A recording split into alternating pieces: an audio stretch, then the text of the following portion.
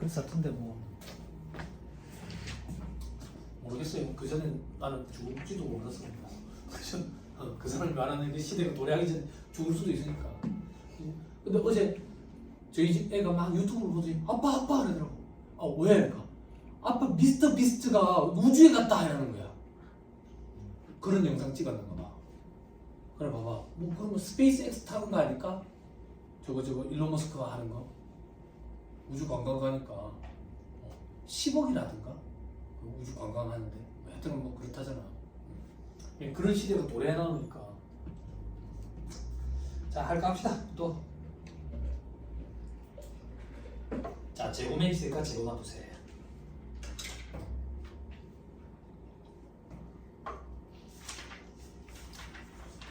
들어봐봐.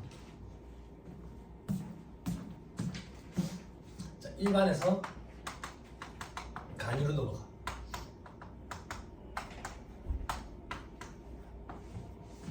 일반에서 간이. 그럼 물건을 사온다고 볼게. 물건을 사오면 그 매입액이지. 매입액의 100%를 매입세 공제받지. 뭐라고 얘기해? 매입액의 10%를 매입세 공제를 받지. 그지? 그 매입세 공제를 받는 금액을 100%라고 따져볼게. 100%. 1000원에 10%하면 100원. 그 100원만큼 공제를 받는다고. 근데 간이가세자는 매입가액을 공급 대가로 해가지고 거기에 0.5%를 곱한다고. 뭐야 자꾸. 공급 대가에 5.5%를 곱한다고. 0.5%를 곱한다고. 매입 3개 5.5%를 곱한다고. 말이 왜 이래 헛나와. 그치? 그럼 얘는 5.5%를 공제받는 거지. 매입세 공제율의 차이를 정산해 준 차이거야. 처음부터 간이가세자를 했으면 5.5%밖에 공제 못 받았을 건데 얘가 일반 가세를 하다가 간이가세로 넘어왔으니까 100% 공제받았으니까 그걸 5.5%와의 차이 총 94.5% 요거를 도로게 내야 된다 그 얘기야. 내야 된다고. 이걸 재고 납부세 이렇게 표현해.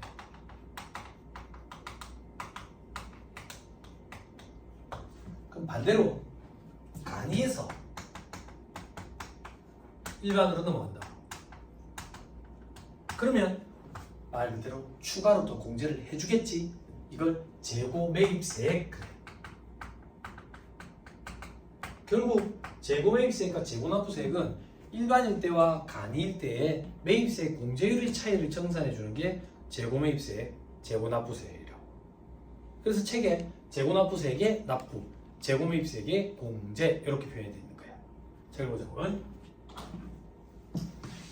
자, 일반일 때 간이에 비해서 많이 받은 걸 납부하는 거.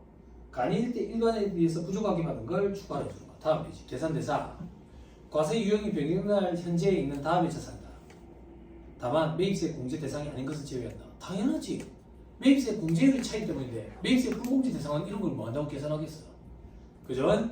자, 밑에 재고품, 상품, 제품, 반제품, 제공품. 근데 저장품은 대상이 아닌데. 저장품이 뭔데요? 잘 모르겠어.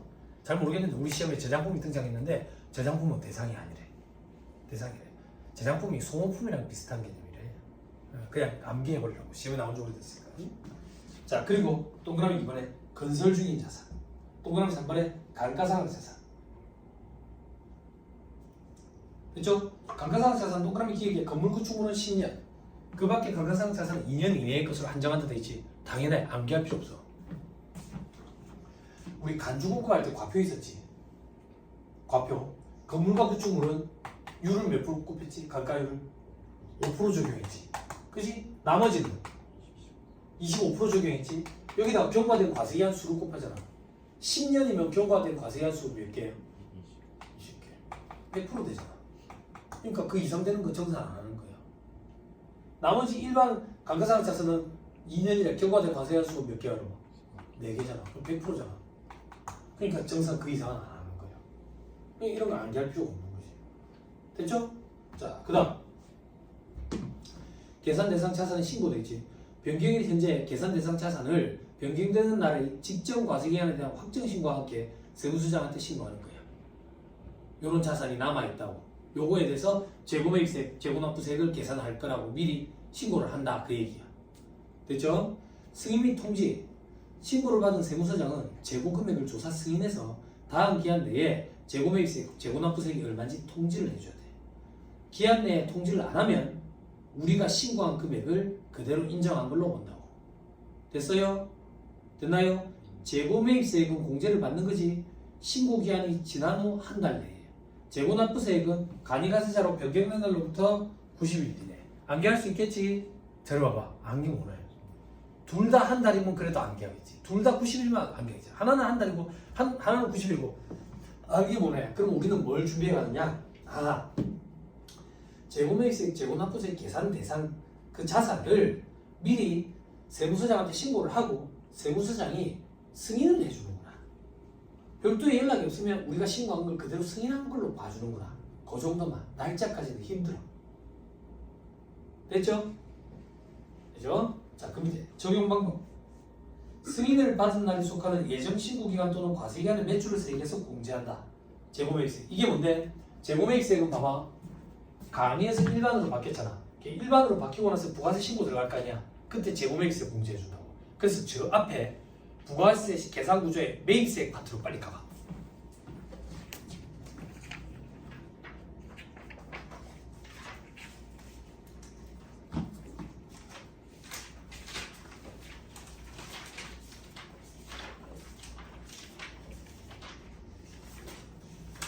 요거로 봅시다. 1-112페이지. 1-112페이지. 자, 7번에 재고매입세액 확인했어요? 그럼 확인한 김에 반대도 봅시다. 반대는 매출세액이 있겠죠? 1-90페이지. 아니네. 여기 보면 안 되지. 여기로 가야지. 1-168페이지.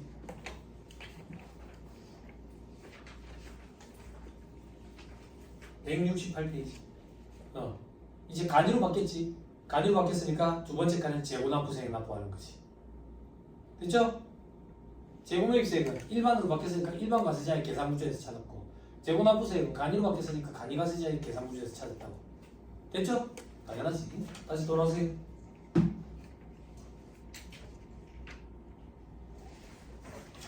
자, 이제 계산 방법.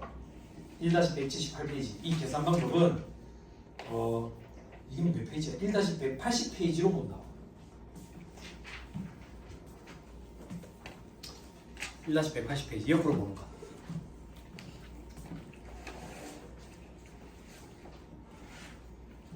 계산 구조 요약이 돼 있죠? 그죠? 자, 일반에서 간이로 바뀐대. 그래서 위에 보니까 재고납부세액 돼 있죠. 100%와 5.5%의 차이를 정산하는 거야. 됐나요? 됐죠? 밑에는 재고매입세액 돼 있죠. 100%와 5.5%의 차이를 정산하는 거야. 그림 같이 보자.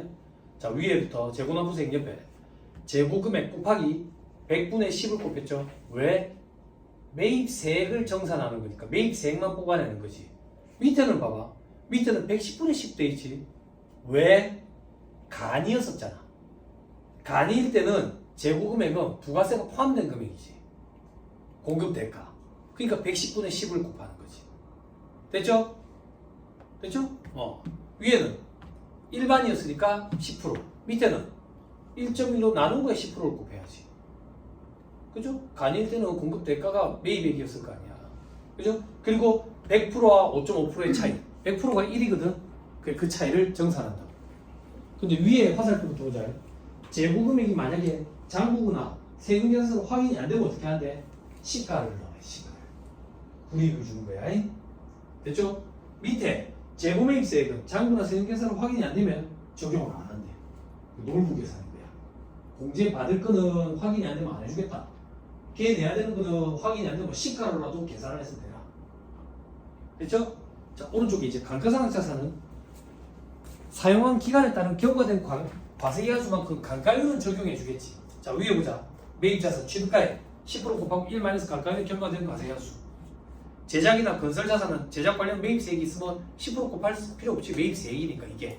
여기에 1 마이너스 감가율에 경과된 과세기간수 5% 25% 곱하는 거지. 안 어렵죠? 그리고 100%와 5.5%의 차이. 저 밑에 가자. 자, 재고매입세액은 취득가액 110분의 10. 왜? 부가세가 포함된 금액이니까 110분의 10. 밑에는 매입 세액이니까 110분의 10 이런 거 할 필요 없지. 세액 자체니까. 거기 1 마이너스 간가율에 경과된 과세기한수 돼 있지. 거기 간가율은 뭐라고 돼 있어요? 10% 50%. 왜? 간이일 때 과세기간은 1년이잖아. 그러니까 5% 25%가 아니라 2배인 10% 50%지. 안 어렵죠? 그죠? 앞 페이지로 돌아오세요. 1-178페이지. 자, 위에 괄호 1번 재고매입세, 밑에 괄호 2번 재고납부세. 됐죠? 밑에 별표시 1번, 별표시 2번 체크해놓고 여러분들 나중에 보시고. 다음 페이지 별표시 5번, 6번 보세요. 자, 건물 구축으로 10%, 그 밖에는 50%. 그죠? 왜? 간이에서 일반으로 돌아가니까. 간이일 때 부과해요. 자, 재고납부세액은 일반에서 간이로 돌아가니까, 그죠? 5%, 25%. 그 밑에 주 봐봐. 1-5.5%. 5.5%가 뭐냐? 자, 공급 대가의 0.5% 곱하는 것과 차이라서 5.5%다. 나중에 여러분들이 궁금하시면 한번 보시면 돼요. 눈으로. 됐어요? 자, 지금부터 1-181페이지 사례를 볼 거예요.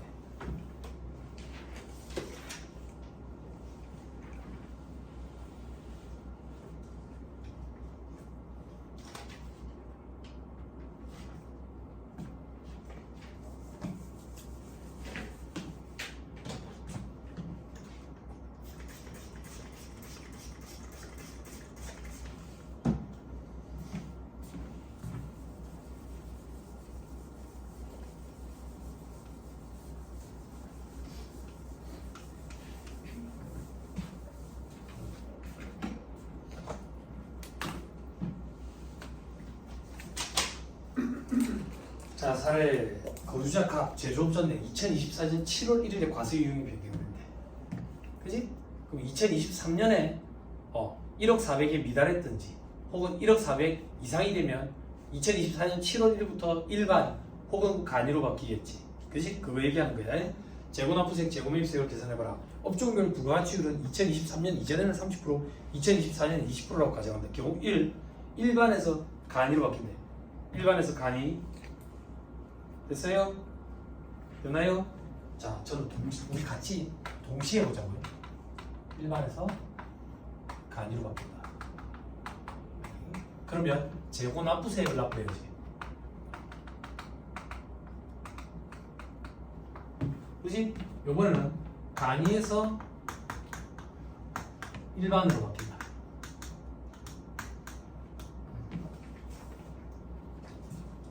그러면 재고매입세액은 공제받지.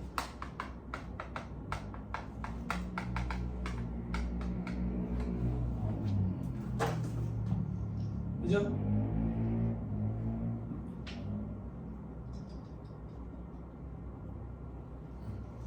자, 해볼게. 자, 밑에 해답 보시면서 여러분들 하면 돼. 자료에 보니까 2024년 7월 1일 현재 재고랑 감가상각 자산이네. 자, 제품, 저장품 X치고 정산 안 한다 했어요. 토지 면세잖아. 정산 안 해. 소형소형자동차, 비없는 소형소형차를 얘기하는 거야. 정산 안 해.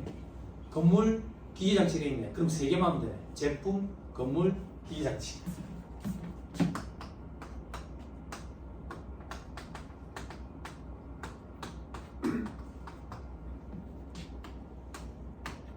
됐죠? 자, 제품부터 하자. 취득일이 2024년 5월 20일이네. 그지? 취득가액이 얼만데? 110만원이네. 110만원. 됐나요? 자, 재고납부세액부터 계산해볼게. 칠판. 재고납부세액이든 재고매입세액이든 매입세액 공제받은 거를 정산하는 거였다. 그럼 일단 매입세액이 얼만데? 110만원 곱하기 100분의 10, 10%. 됐지? 뭘 정산하는데? 1-5.5%를 정산하는 거지. 됐어요? 자, 재고매입세액의 공제를 보자. 재고매입세 공제.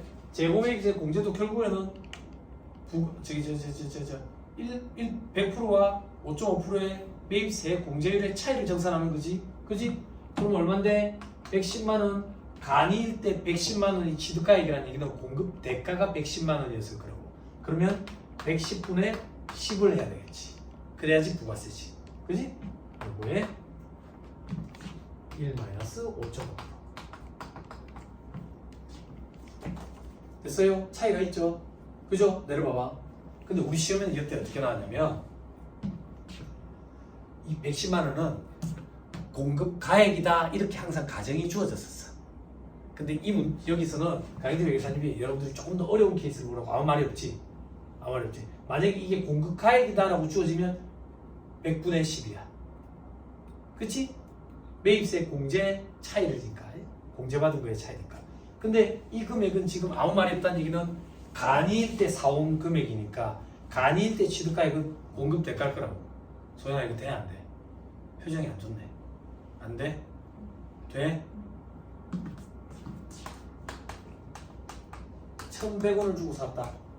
그럼 재고가 얼만데? 1,000원. 부가세 얼만데? 100원. 일반일 때는 요게 재고 금액. 간이가세자일 때는 요거 공제 못 받으니까 1,100원이 공제. 대상 금액. 가져가는 거지. 됐죠? 됐죠? 근데 시험 문제는 그냥 이 1,100원이 공급가액이다 이렇게 주어진다고. 요렇게 주어지면 조금 더 어려운 거 아니에요? 그런데 99문제는 단서가 주어져 있었어. 그냥 공급가액이다 이렇게. 자, 그 다음 넘어간다. 자, 건물. 안 돼, 건물 하면 안 돼. 기계장치부터 해야 돼. 자, 기계장치. 자, 보자. 재고 납부세. 납부하는 거지. 기계장치 취득가액 얼만데? 불분명하네. 불분명. 수험생들이 어떤 실수하는데 항상 시가평가에 꽂혀가지고 시가부터 하는데 매입세 공제받은 걸 정산하는 거기 때문에 취득가액 곱하는 게 합리적인 거야. 근데 취득가액이 불분명하네. 어쩔 수 없이 시가로 한다 그 얘기야. 얼마? 2천만 원. 곱하기 100분의 10. 거기다가 100%와 5.5%의 차이 정산. 그런데 기계장치는 감가상각 자산이니까 경과된 사용기간에 따른 감가율 정도는 고려해준다. 기계장치니까 1-25%. 경과된 과세기간 수한 곱해보자. 2024년 5월에 취득했네. 그러면 이득이 1개. 1개. 됐죠? 자, 반대로 이제 재고매입세액의 공제보자. 재고매입세 공제. 자, 취득가액이 얼만데? 불분명하네. 안 해줘. 넓고 계산하라.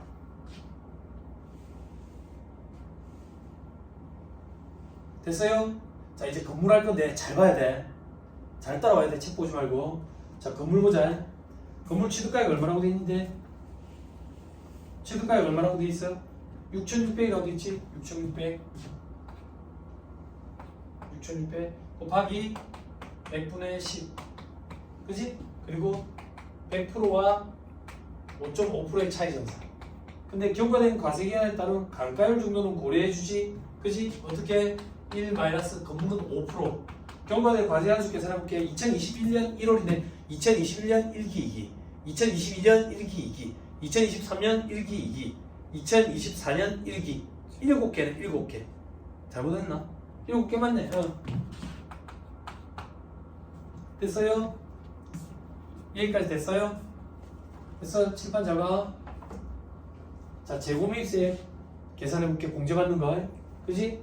6,600이 된 건물 쓰지마. 부가세가 포함된 금액일 거니까 110분의 10. 그지? 여기에다가 1과 100%와 5.5%의 차이 정산. 그지? 근데 사용한 기간에 따른 감가율 정도는 고려해주네. 건물은 5%인데 간이었을 때네. 간이었을 때는 과세기간이 1년이니까 10%. 그리고 경과된 과세기간수 곱한다.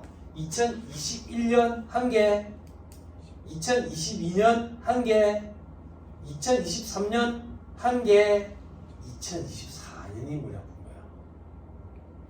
2024년은 지금 1년이 안 되잖아. 반년이잖아. 특례 규정이 있어요. 저기 규정에 보면 요거 1개로 봐. 4개 이렇게 해야 돼.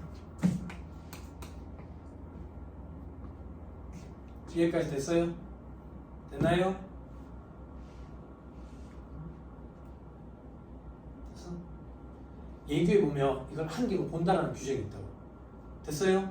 근데 문제는 이게 아니에요. 지금 제가 얘기하는 문제는 뭐냐면 지금 언제 취득했다고 돼 있어요? 2021년 1월 12일에 취득했어.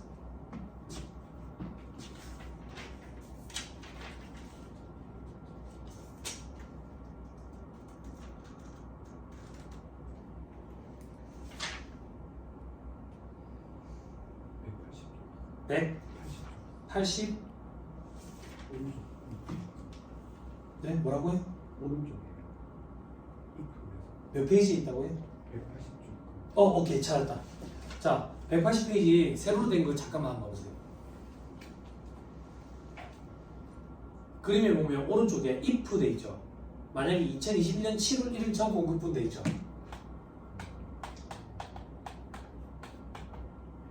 그죠? 그죠? 자, 지금 한번 봐봐. 예전에는 자, 참고해. 한 번밖에 안 해. 예전에는 부가세 계산 구조가 어떻게 생겼었냐면 납부세는 공급대가 곱하기 부가치유 곱하기 10%. 여기에서 세액공제라는 게 있었어. 이 세액공제에 의제매입세 공제도 해줬었어.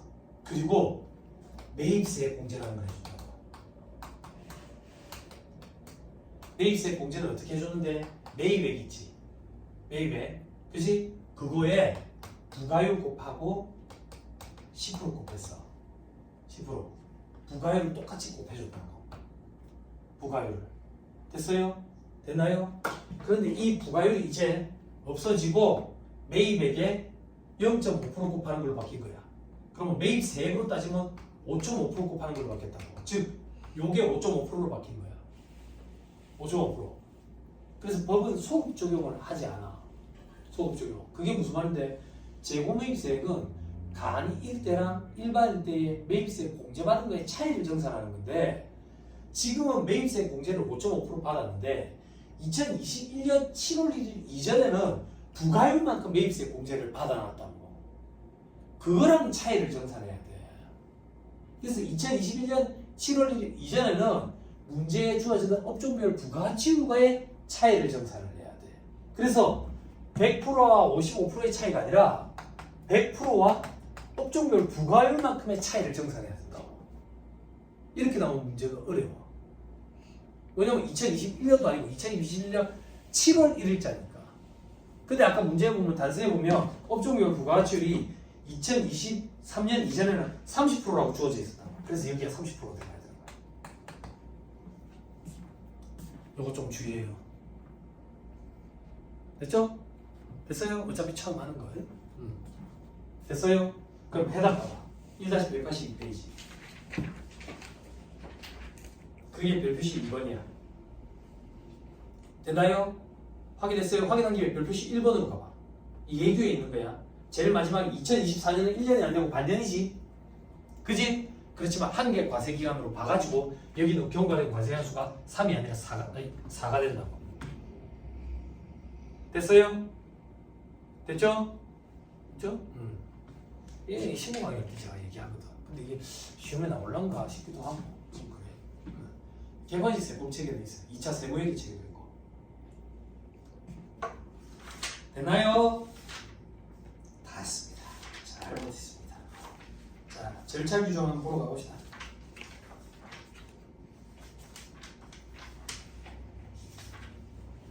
자, 1-143페이지.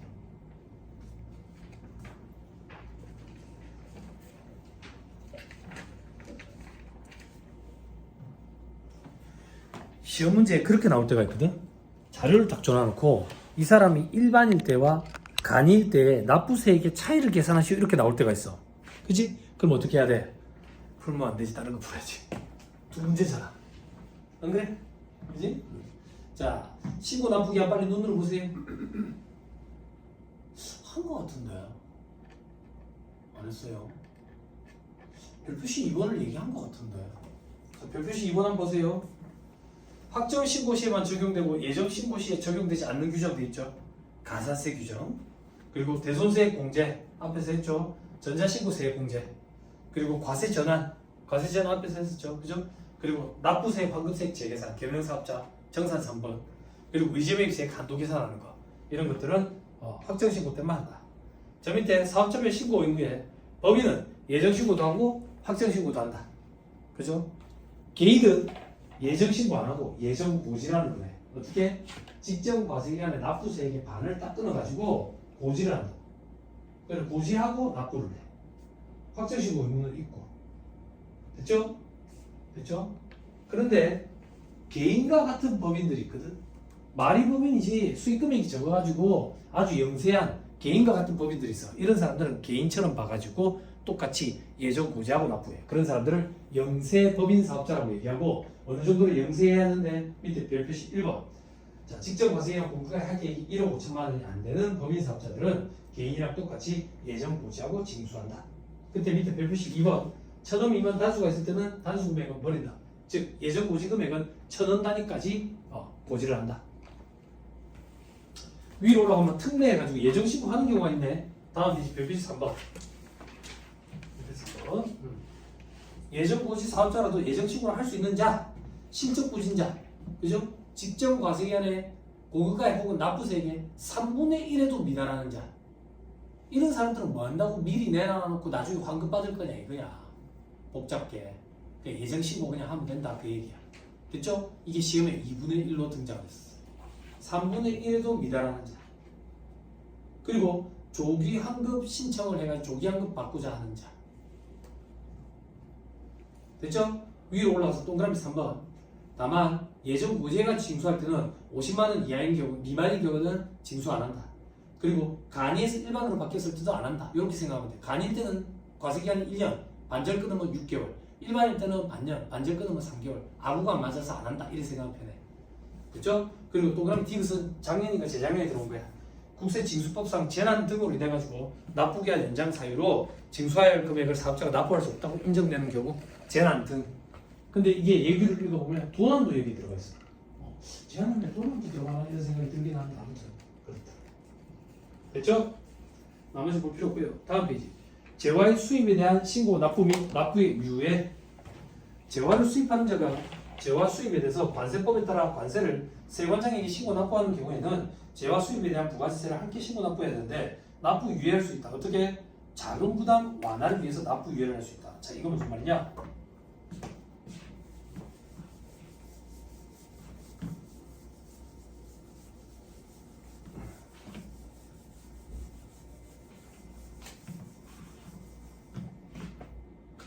자, 봐봐. 내가 재화를 수입해와. 재화를 1,000원치 수입해온다고. 그럼 소비지구 과세원칙에 따라가지고 요거에 대한 부가세는 얼마인데? 100원이지. 세관장이 내한테 세액연서 발급해준다고. 그럼 나는 세액연서를 발급받았네. 발급받았네. 그리고 요거는 재화의 수입에 의해서 부가세를 납부를 했겠지. 납부를 했겠지. 그지? 근데 나는 사업하는 사람이래. 사업하는 사람 입장에서 부가세 신고할 때 매출세액에서 매입세액을 차감해서 납부세액을 납부하지. 그지? 이때 이 100원은 나 매입세액으로 차감되거든. 차감되거든. 그지? 이걸 얘기하는 거야. 뭐? 자금 부담 압박 생기게 뭐 한다고 냈다가 나중에 돌려받냐 이거야. 내지도 말고 돌려받지도 말자. 이게 납부 유예야. 됐어요? 됐죠? 근데 여기서 시험에 나오는 건 뭔데? 내지도 않고 돌려받지도 않죠. 그렇지만 세액계사서는 수수해야 돼. 증빙으로. 됐죠? 자, 그래서 납부 유예 세관장은 요건을 충족하는 중소중견사업자. 요건이 뭔데? 밑에 별표시 1에 동그라미 1번. 그냥 중소기업이다. 그 정도만. 위로 올라가서 파란 글씨만 보면 돼. 위 규정에 따라 납부가 유예될 때도 수입세액계사서 받아야 돼. 됐죠? 안 내고 안 돌려받는 거야. 그렇지만 이 증빙을 갖춰야 되니까 세액계사서는 서로 수수를 해야 돼. 됐죠? 됐습니다. 넘어갑니다. 나머지 볼 필요 없어요. 뒤에도 보지 마세요. 자, 1-147페이지. 대리납부 의무. 대리납부 의무. 자, 앞에서 밀어놨던 거 한다.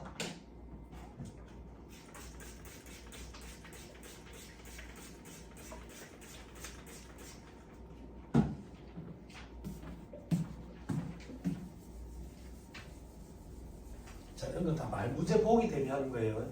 말문제도 보기.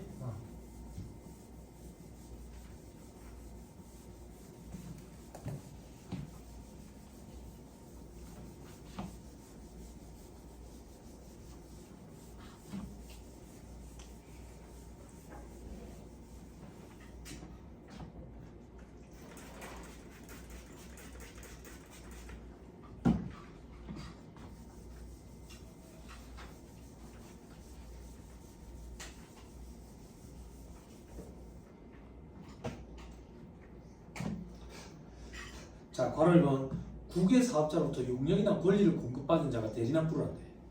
자, 특정 비거주자 외국 법인으로부터 부가세가 과세되는 용역 권리를 공급받는 경우에 공급받는 자가 공급자를 대신해서 대가를 지급할 때 부가세를 떼가지고 이걸 예정신고, 확정신고 때 납부를 한대. 이게 대리납부 규정이라고. 내용을 한번 봐봐. 우리는 공급받는 자야.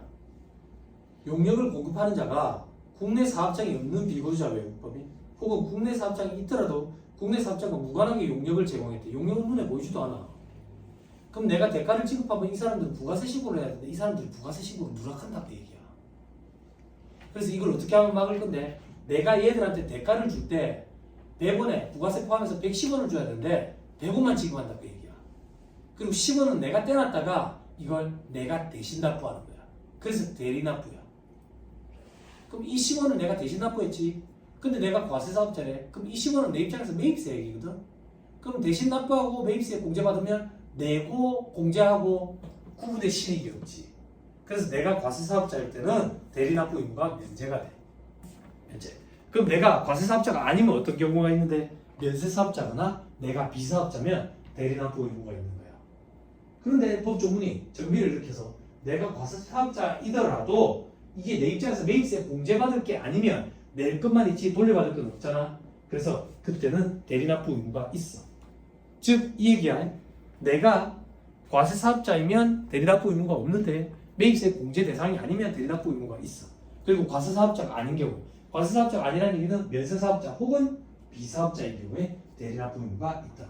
이걸 이해 안 하면 아까 대리납부 불선식 가산세 있었어. 3%에서 50% 사이에 하루에 만분의 2.2씩 올라간다. 그게 밑에 정리해 있어요. 됐죠? 말문제도 그냥 해요. 됐죠? 넘어. 다음 페이지 세부사항 있지. 여러분 보지 마세요. 뭐 특정 국외 사업자 밑에 전자적인 용역을 공급하는 특정 국외 사업자 요거 제가 예담상을 얘기한 적 있어. 용역의 수입에 대해서 과세 안 하는데 최근 과세를 좀 하고 있다더라. 그죠. 어플리케이션 그리고 해외 직구 그런 걸 간편 사업자 등록이라는 걸 해가지고 과세를 하고 있어요. 자, 다음 페이지 바로 이번 사업을 포괄 양도하는 경우에 양수자의 대납부 의무. 내려봐봐. 사업 포괄 양수도야. 사업 포괄 양수도에 해당하면 부가세 과세 문제가 안 생긴다 했지. 그지? 그러면 공급자는 부가세 납부 의무가 없고 공급받는 자는 부가세 매입세 공제받을 일도 없지. 그지? 근데 이게 만약에 포괄 양수도 규정을 적용을 못 받으면 즉 포괄 양수도 규정을 적용받을 거라고 보고 포괄 양수도를 했는데 알고 봤더니 포괄 양수도 규정을 적용을 못 받는 거야. 그러면 내 입장에서는 매입세 공제 못 받고 날아가는 수가 있어. 얘는 도망가 버리고 없고. 그래서 내가 그게 혹시나 불안하면 내가 미리 부가세를 떼서 대신 납부할 수 있다 그 얘기야. 이게 사업 양수자의 대리납부 의무야. 그럼 나는 매입세 공제를 받을 수 있고 그리고 이 거래는 부가세법상 과세 대상 거래에 해당하게 되는 거예요. 자, 효과. 이렇게 대리납부하면 재화의 공고를 봐버린다. 그리고 매입세 공제할 수 있다. 자, 밑에 신용카드 등 결제 금액에 대한 부가세 대리납부는 조도법 규정이니까 보지 마세요. 이건 어떤 거냐면 술집에 가가지고 카드 끊는다고. 단란주로 물사라고 그러는데 돈이 몇백만 원씩 되잖아. 그럼 술집 사장들이 부가세 신고를 해야 되는데 하기 전에 이것들이 도망가는 거야. 그래서 우리가 카드 결제를 하면 카드사에서 대신 먼저 지급해 주는 거잖아요. 카드사에서 세금을 떼놨다가 지급을 하려. 그리고 세금은 부가세 대신 납부하고. 이게 신용카드에서 하는 거예요. 신용카드 회사에서. 그런 건 2차 때 공부하면 돼요. 자, 다음 페이지. 결정 경정 지수 여기 볼 필요 없고요. 다음 환급. 자, 환급. 예정신고 때 환급은 환급 안 해주지. 그지? 확정신고 때 예정신고 미환급 세액으로 차감해 준다고. 그지? 그리고 확정신고 때 환급 세액은 신고하고 30일 내에 환급이 들어오지. 됐죠? 다음 페이지. 우리에게 필요한 건 뭔데? 조기 환급이다 그 얘기야. 빨리 들어오는 거야. 빨리 들어오는 거. 자, 조기 환급은 환급 금액이 있는 경우에 조기 환급 신청을 할 수 있다. 아니 안 그래. 조기 환급 신청을 할 수 있는 사업자가 법에 정해져 있어. 이런 사람들 말고는 환급 신청을 못해. 조기 환급 신청. 어떤 사람 영세율을 적용받는 경우. 영세율 사업자 환급 금액이 얼마나 많겠어? 빨리 돌려줄 수 있으면 빨리 돌려줘야 이 사람들이 자금 부담 압박에서 벗어날 수가 있지. 그렇지? 또 어떤 경우 사업 설비를 신설 취득 확장 증축하는 경우 감가상각 자산 상가 같은 거 산다고 한 30억짜리 부가세 3억이잖아. 빨리 돌려줘야지 회전이 되겠지.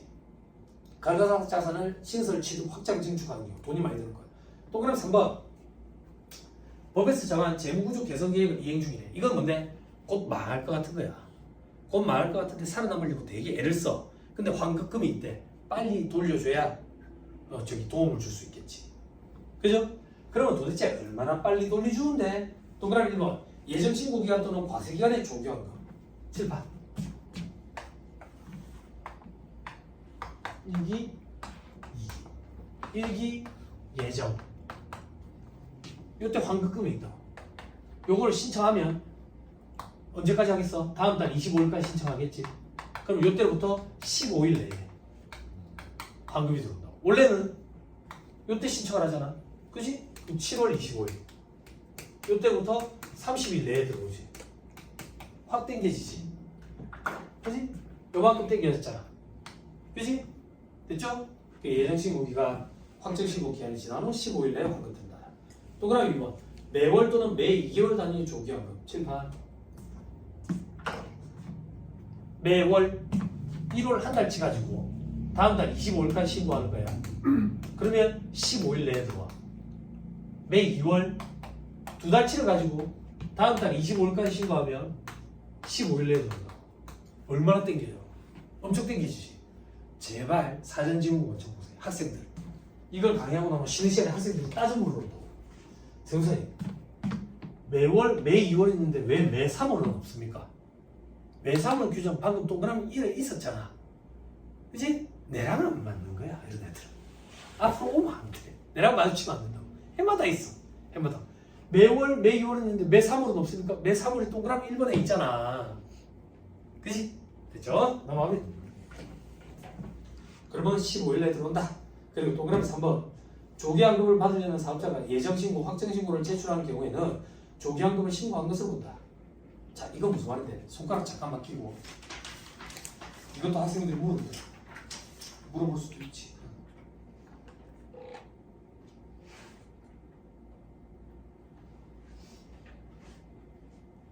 자, 손가락 끼고 1-88페이지 서식 한번 봐봐요. 1-88페이지.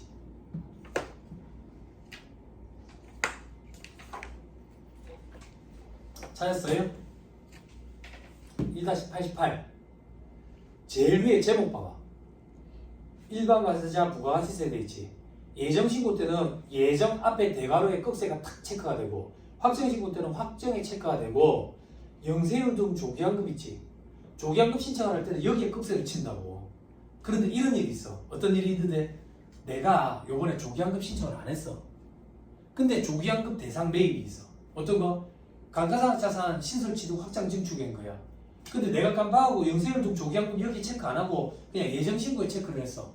그렇다라도 조기환급 대상이 있는 경우에는 조기환급 신청을 한 걸로 보고 환급이 빨리 들어와.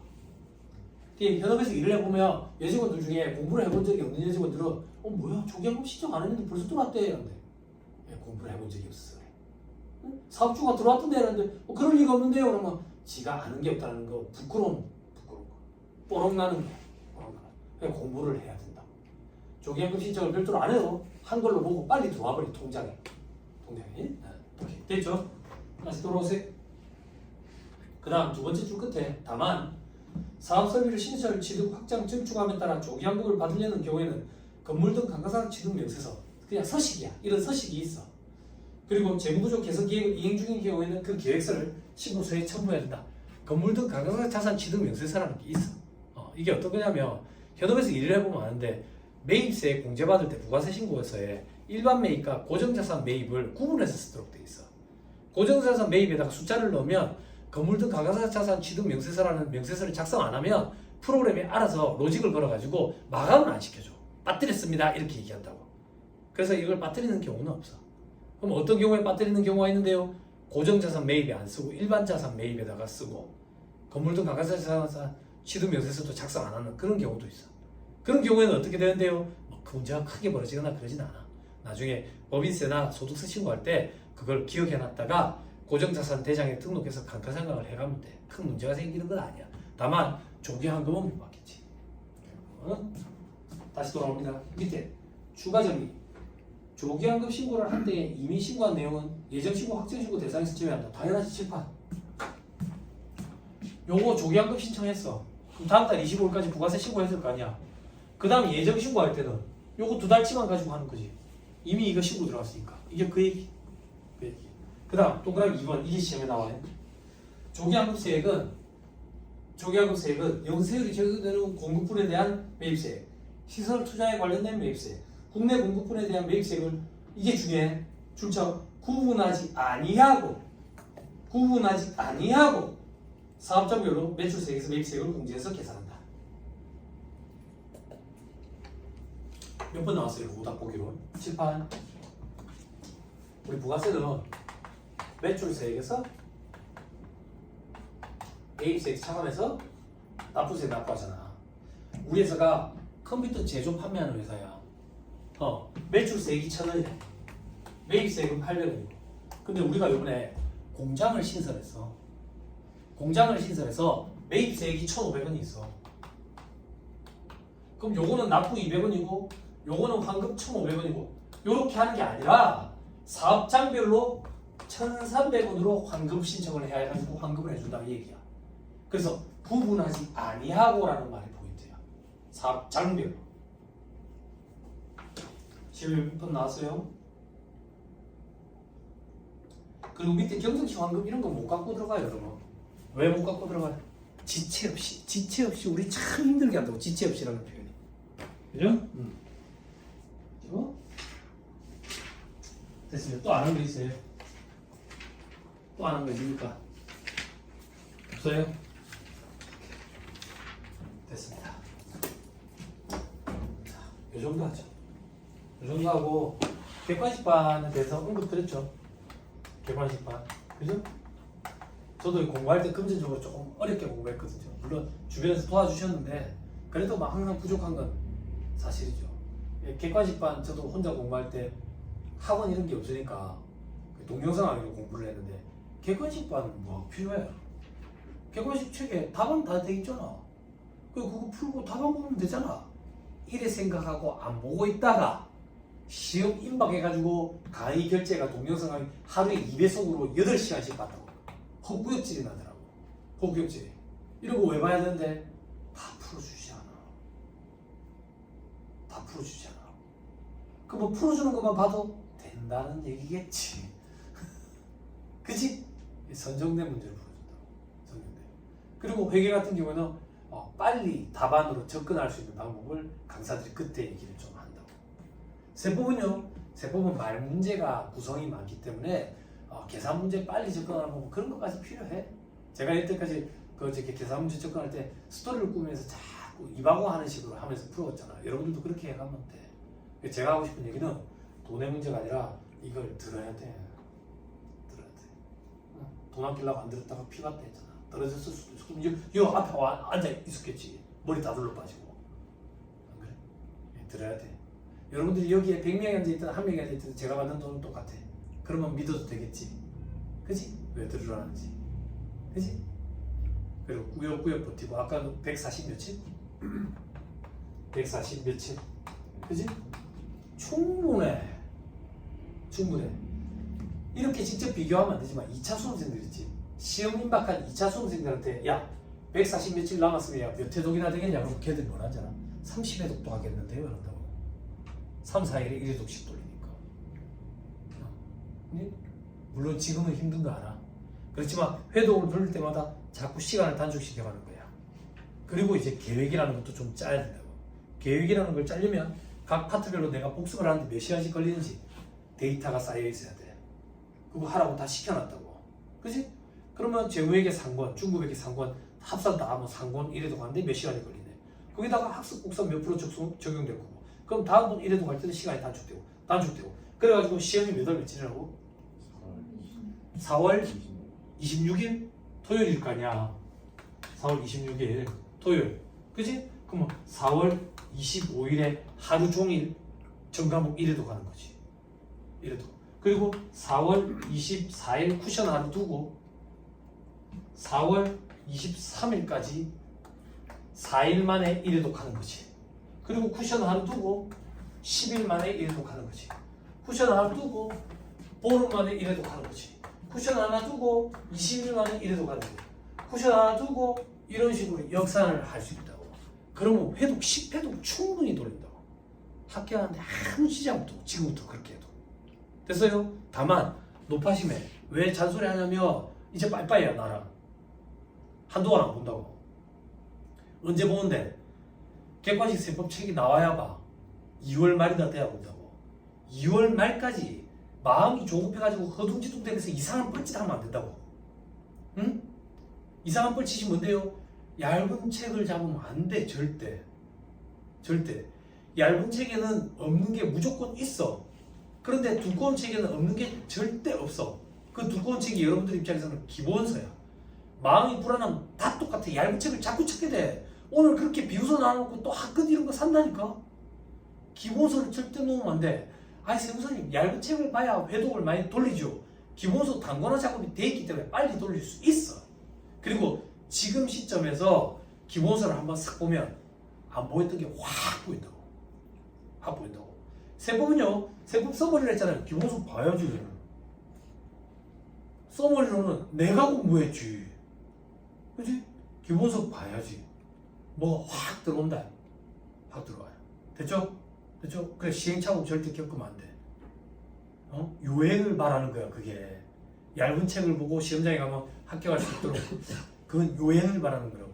그런 요행을 바라가지고 이루어지는 건 절대 없어. 아니 주변에 보니까 그렇게 1차 합격하는 사람이 있던데요. 1차를 합격해야 2차가 있죠. 물론 그것도 틀린 말이 아니지. 그런데 그렇게 하면 내가 장담하는데 1차만 100년 동안 합격해. 죽을 때까지 장담할 수 있어.